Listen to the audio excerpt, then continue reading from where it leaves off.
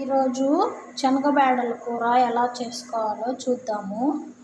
తిరగమాతకి ఒక ఎర్రగడ్డ, జీలకర్ర, ఆవాలు, చెక్క మొగ్గ, యాలక్కాయి, కరివేపాకు, 2 పచ్చిమిర్చి వేసుకోవాలి.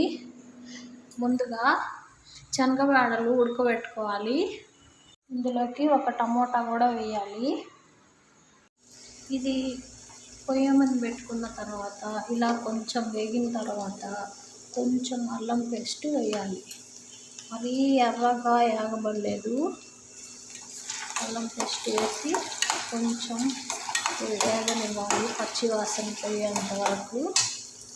ఇలా కొంచెం వేగిన తర్వాత టమోటా కూడా వేసేయాలి.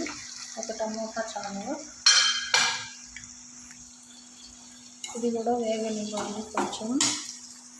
కొంచెం వేగిన తర్వాత ధనియాల పొడి, కారం, పసుపు, ఉప్పు ఇవన్నీ అందులో వేసుకోవాలి.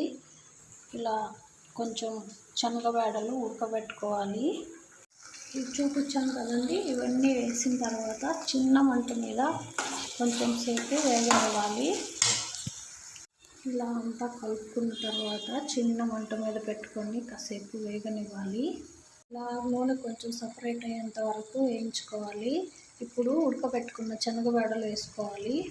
ఇలా శనగబేడలు వేసుకున్న తర్వాత అంతా కలిపెట్టుకొని కొంచెం చిన్న గ్లాస్ నిండుగా వాటర్ పోసుకోవాలి. ఇలా కొంచెం వాటర్ పోసుకొని ఇవి కొంచెం చిక్కబడేంత వరకు ఉడకనివ్వాలి.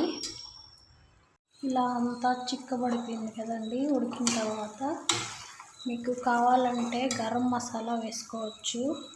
నేనైతే వేసుకోవట్లేదు. ఇలా అంతా అయిపోయిన తర్వాత లాస్ట్లో కొంచెం కొత్తిమీర చల్లుకోవాలి.